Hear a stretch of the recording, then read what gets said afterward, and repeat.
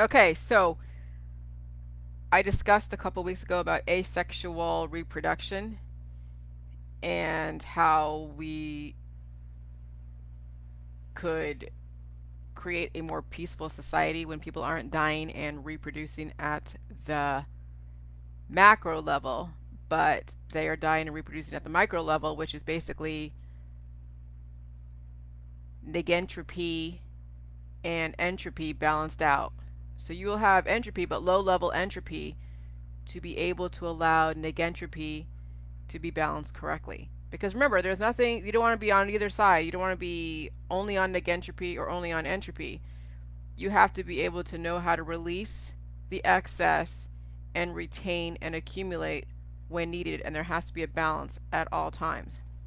And so, asexual reproduction is the balance between negentropy and entropy, and that is thermodynamics. But it's not the second law of thermodynamics because that only has to do with entropy. Thermodynamics is how the body's ability to utilize energy to its benefit where it doesn't need to drop seeds or drop eggs as insurance policies. And so asexual reproduction and conjoining thermodynamics then will bring together physics, astronomy, okay, chemistry, and biology, and they're all connected, as well as social sciences. You won't see people out there committing sexual crimes or a predator or committing crimes in general. You'll see a more peaceful society when you're able to asexually reproduce. Because yes, when you are in the body's in decline, you are imbalanced. When your body is trying to make a baby and you are bearing babies, there's an imbalance with that rise to maturity. You see it.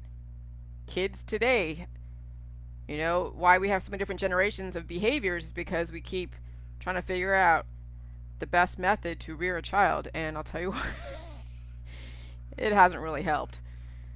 So, yeah, so you have to understand that asexual reproduction has to do with thermodynamics. And this is where then, where I'm bringing in this guy, Jeffrey Kaufman. Or, I'm sorry, Stuart Kaufman, not Jeffrey. Stuart A. Kaufman. The edge. To arrive at the edge of the world, knowledge, seek out the most complete and most complex and sophisticated minds, put them in a room together, and have them ask each other questions they are asking themselves. So this is a edge, and I'll put this in the comments. Copy. Stuart. I don't know why I think it was Jeffrey. Whatever. All right. So Stuart Kaufman. A talk with Stuart Kaufman. Now I'm not going to play the video. There is a video in here, but an autonomous agent is something that can be both reproduce itself and do at least one thermodynamic work cycle. It turns out that this is true for all free living cells, except weird special cases. They all do work cycles just like the bacterium spinning its flagellum as it swims up the glucose gradient. The cells in your body are busy doing work cycles all the time. Okay, so you imagine you have all these cells, you have trillions and trillions of cells, and all of them are doing their own work cycles, and then one or a bunch of them happen to have an anomalous thing like they have to be upgraded, then it's going to change all the different work cycles, and you're going to feel symptoms. You're going to feel an imbalance. You're going to feel further away from the equilibrium, which is good. There'll be a difference in your electrons, okay, and in the cells, in the nucleus, in the atom. You're going to have an instability, but it's not a bad thing. You know, remember, equilibrium is death. So life is always about getting further away from the equilibrium. So when you think about thermodynamics and asexual reproduction, you're talking about, like, you know, E. coli. And I think somewhere I read that he's talk about E. coli. Here we go. Is it this one?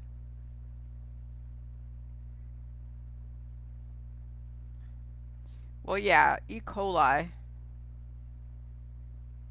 I saw that somewhere. I don't know where I saw it though. But okay. But he's a biologist. But he studied E. coli, and I think somewhere where did I see that? Oh my God, there's so much information, but that's okay. I mean, I don't really need to have that. Let me see. Control F. E. coli. Yeah, I don't even have that in my book, but that's all right. I'll find that. But anyway, so Stuart Kaufman knew he's a professor of biological science, physics, and astronomy. Okay, he understood the connection between all of it. All right, I mean the micro and the macro are basically the same thing. The only difference is scale. So an autonomous agent is something that can both reproduce itself and do at least one thermodynamics work cycle. So yes, every cell is autonomous. And then you put all those cells together, they're all doing work cycles. So when you get up and when you go to the bathroom, you drink water and you eat food and you interact with your friends and you get on Facebook and argue with somebody or go outside and you water the garden, your cells are going through work cycles and they have to adapt simultaneously. There will never be a point of equilibrium. If there is, then you're dead. That's the absolute zero. That's the foundation, the point of reference. Death is a point of reference. Okay, and so when you bring it all together, and then you bring in like the integers and the different, I don't know, isotopes and slopes and congruent and tangent lines. So then you're bringing everything all together. You're going to realize that yes, you're always going to have some kind of imbalance, but it's a matter of what kind of imbalance is it, how, to what degree of imbalance that will cause then a continuous entropy to where then you get to, yes, absolute zero, or when you get to equilibrium. You don't want equilibrium. That is not the optimal thing. Life is non-equilibrium. Life as non-equilibrium. And that's true for the planet. You see my PubMed article about Earth is a series of non-equilibrium work cycles. And everything is like infinite concentric circles, infinite geometric stuff, infinite everything. Everything is infinite. It's, the physics of, what is it? Newton's first law, Newton's third law, Newton's second law. I mean, you study all, I mean, you guys all studied physics on some level. Maybe you haven't, I don't know. But all of that works together. Okay, and then yes, the social sciences is how the physics manifests because of what you apply to the body. And so that's why you have biotech to figure out, well, for everyone's on a death trajectory, then how do we manipulate their genome to make them act in a very specific way? Okay, so asexual reproduction is somebody that is not going to be chasing tail, who's going to have a very different focus in life. It's not going to be from a baser level instinct, and that's where Maslow comes in. Maslow is all about baser level instincts, and you reach certain points on the ladder, the rungs, and then to him, self-actualization is when you have finally created a self. You finally feel self-satisfied. You feel self-fulfilled. But yet, 100 years, someone living 100 years, is that really self-actualization, or is it that you just met somebody else's expectation and then have you think that you're self-actualized? I don't really, I think that there is more than just fulfillment of self. I think there's a lot more that's beyond Maslow's last rung or the tip of the pyramid. But right now, if you're not an autonomous agent and you are not, you are trying to reproduce at the macro level, trying to create babies and all that stuff, then you can always work from a baser level instinct. You're always going to be, of course, needing sleep, but you'll be, it's all about just food, water, shelter, and clothing, and sexual needs, and that's it.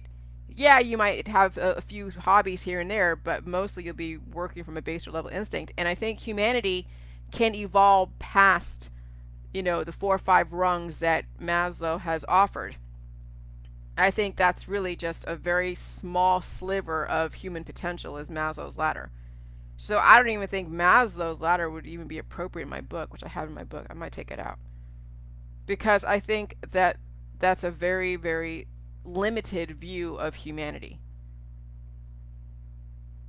Because what if you were self-satisfied right off the bat, and then it's just creating the community? So self-satisfaction should really actually be something that, because people, people will have to come from an egg and a sperm or whatever, and they have to grow up, and then when that's so far away, when their childhood is so far away and it's not something that happened like 20 years ago, it's now going to be like, how do you continue the top of the pyramid, and then how do you bring it back to the community? there's more to Maslow than, there's a lot more that we have yet to discover. I think Maslow is just a tiny small slice of the pie of the potential of humanity. It's like Maslow was only using, 20% or 10% of a brain.